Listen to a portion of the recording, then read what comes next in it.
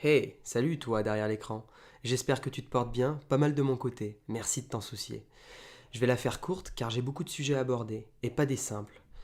Commençons par nous remémorer quelques règles élémentaires avec Basic qui signe le retour tant attendu d'Orelsan, ma star du rap c'est franc. Ok, les gens les plus intelligents sont pas toujours ceux qui parlent le mieux. Simple, les hommes politiques doivent mentir, sinon tu voterais pas pour eux. Basique, si tu dis souvent que t'as pas de problème avec l'alcool, c'est que t'en as un.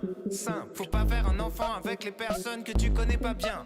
Basique, les mecs du FN ont la même tête que les méchants dans les films. Simple, entre avoir des principes et être un sale con, la ligne est très fine. Basique, Hugo Boss habillé des nazis, le style a son importance. Simple, les dauphins sont des violeurs. Ouais, méfie-toi des apparences. Basique. Maintenant qu'on a revu les bases avec Aurel, frottons-nous les incisives en enchaînant avec le grand, la machine, le terrible Terminator. Where is she? Look, it may take a while. You want to wait? There's a bench over there.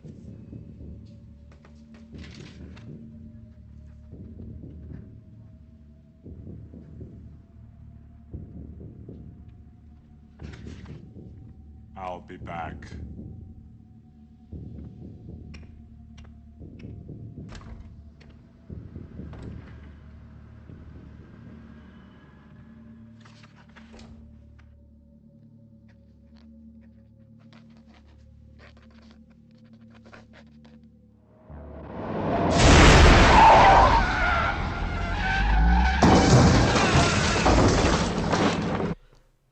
« 33 ans après sa sortie, je le rencontre enfin. Et pour reprendre Schwarzy, I'll be back. Dès le lendemain, finalement, je retournerai voir Connor faire face au Terminator dans le second opus. Mais avant que je revienne du futur, laissez-moi vous parler de ma première rencontre avec la machine.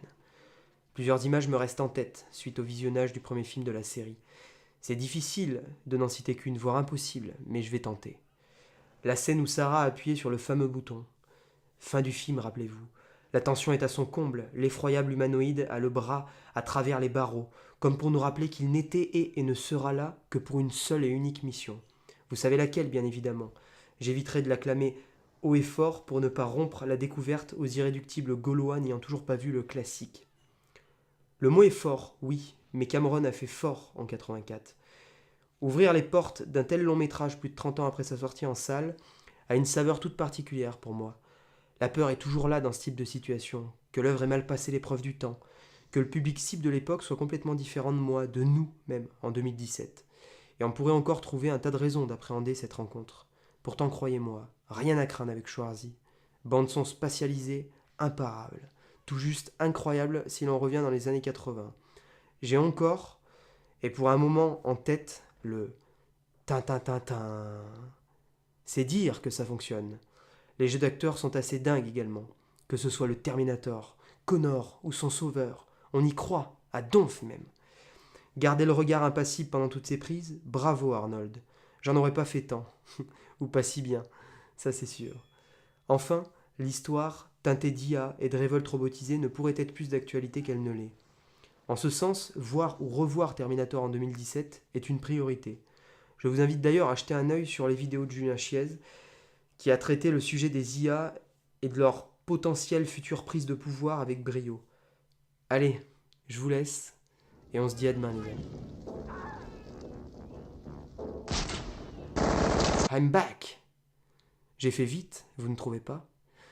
Je sors donc de mon cinéma 4K, Dolby Atmos de la mort qui tue. Et waouh, quel putain de claque. Découvrir le deuxième volet de cette série mythique, en 3D remasterisé à l'occasion d'une brève apparition dans nos complexes de plaisir audiovisuel, ben, ça fait quand même quelque chose.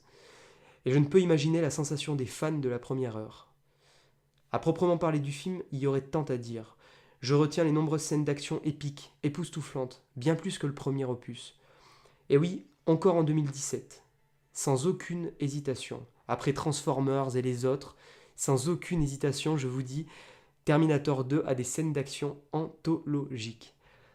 Ensuite, le film est une véritable ode au gros moteur, ceux qui vrombissent en vous caressant l'oreille, de la ronronnante Harley-Davidson au bon vieux Ford des familles. Il y en a pour tous les tympans. Pour ceux qui se posent la question, la 3D apporte une profondeur toute bienvenue, histoire de renforcer l'immersion, enfoncer le clou un peu plus fort qu'il ne l'est. À l'instar de Monsieur Cameron, qui a été encore un peu plus loin dans la relation machine-humain à travers cette suite. Le sentiment de souffrance, propre aux humains, est malaxé dans tous les sens pendant 2 bonnes heures de film.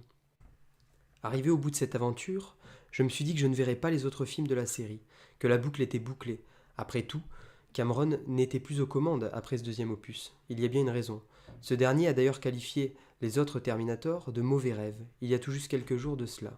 Drôle de coïncidence. Attendons donc de voir ce que la nouvelle trilogie de Cameron, avec le comeback de Schwarzy et Linda Hamilton en personne, donnera en 2019. En tout cas, je suis plus confiant que pour le Genesis de 2015. Sombre bouse, souvenez-vous-en. Allez, quittons cet univers incroyable avec une réplique qui restera gravée dans ma tête un bon bout de temps, je crois. Je cite Sarah Connor dans le second opus. Dans un monde de fous, c'était le choix le plus raisonnable.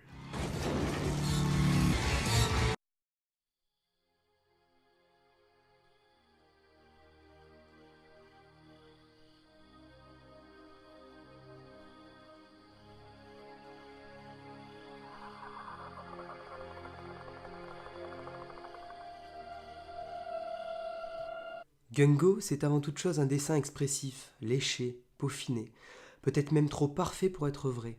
C'est la curieuse impression que m'a laissé cette incroyable BD. Laissez-moi donc vous en parler. L'histoire, menée de main et cerveau de maître par 2 illustrateurs allemands, se situe dans une époque semblable à la nôtre, où une épidémie nommée la plaie blanche a quasiment décimé l'humanité dans son entièreté. Quasiment, car il reste nos copains Zack et Archer, fervents compagnons de route que l'on suit tout au long de cette histoire, frères orphelins, adolescents se retrouvant confinés dans une zone fortifiée qui ne leur va qu'à moitié. Séduits par les rencontres qu'ils peuvent faire, mais étouffés par les règles établies au sein de cet espace clos de survie. On suit donc les pérégrinations de ces 2 gosses rebelles, coincés entre un désir d'émancipation sans égal, de liberté sans égal, et l'apprentissage d'une vie en communauté. Vie qu'ils ne connaissent pas, vie très difficile à appréhender pour eux qui ont toujours vécu, ou presque, à l'état sauvage. Le sujet est donc fascinant, et les 2 artistes aux commandes l'ont bien saisi. Dans Gungo, le lecteur et observateur est confronté à des instants de jeunesse, d'incompréhension, de remise en question, de petites gourdes comme vous en avez tous fait. C'est assez chouette, dans le fond. Ajoutez à cet univers candide des adultes vicieux, pervers, torturés, corrompus, et vous tenez quelque chose de grand. Enfin, sublimez le tout avec une petite dose de peur, grâce ou à cause de la menace errante à tout bout de champ, et imaginez un peu la recette. Le menu sera en 5 plats, et 3 sont d'ores et déjà disponibles en librairie. Si vous avez la patience d'attendre 2021, faites-le. Vous pourrez savourer l'épopée d'une traite, et ça n'en sera que plus fort. Mais si vous êtes comme moi, aussi impatient et fan d'histoire à la Walking Dead, je vous invite à foncer dans votre librairie si vous êtes fortuné, ou sinon à aller en bibliothèque, l'endroit du pauvre pour se cultiver. Voilà. En tout cas, ne passez pas à côté de ce classique moderne de la bande dessinée.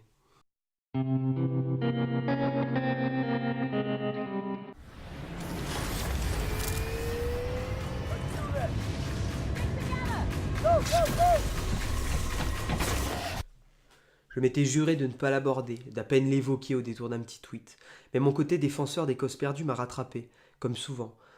Ah, Titanfall, ou Titanfall, en bon auvergnat. Je sais que je ne peux plus rien pour toi, mon pauvre. Mais laisse-moi au moins vanter tes nombreuses qualités à une belle brochette de passionnés. Qui sait? On passera peut-être de 4900 à 5000 joueurs sur les serveurs. En tant qu'ancien fan acharné de la nervosité des Call of Duty, je dois confesser que les ex-gars et ex-meufs d'Infinity Ward ont su me charmer. Je retrouve dans le gameplay de Titanfall ce dynamisme d'antan, cette ferveur que je chérissais tant. À la sauce méca, mais ça prend aussi bien finalement. Surfer sur les murs, sauter, fracasser. Bon Dieu que ça peut être jouissif. Occasionnellement, bien sûr, j'ai dépassé la vingtaine. Oh oh, calmons-nous. Si j'avais rongé le multi du premier opus à sa sortie, il y a plus de 3 ans, j'avais aussi vite abandonné. Vous savez, j'étais passé à autre chose, comme on dit. Puis dernièrement, voyant la date d'expiration de mon abonnement EA Access approcher à grands pas de mecha, je me suis dit qu'il fallait au moins lancer Titanfall 2 une fois, histoire de voir, lui laisser une chance 1 an après sa sortie. Quelle ne fut pas ma surprise après avoir dégusté une courte mais intense campagne solo, bourrée d'inventivité, d'idées dans le gameplay, d'humour, de nervosité aussi. mais surtout accompagné d'une intelligente réflexion de fond sur les relations que l'on aura d'ici quelques années avec nos amis les IA. Oui, tout est connecté dans cette vidéo. Vous ne trouvez pas ? J'ai ensuite jeté mon dévolu sur la partie multi du titre, sur Xbox One. Même si le jeu est assez déserté, il reste assez de monde pour fighter à coups de gros guns et de bras mécaniques. Et là encore, le cocktail est juste et explosif. Impossible de s'ennuyer si on a toujours du sang codien en nous. Alors je vous en prie, amateurs de FPS, lâchez Call of Duty qui n'est plus que l'ombre de ce qu'il était et cramponnez votre mecha. Vous verrez comme c'est bon. Bang bang, their kill counts rise. Bang bang, their enemies die. Bang bang, better hit the ground. Bang bang, here's the rocket sound.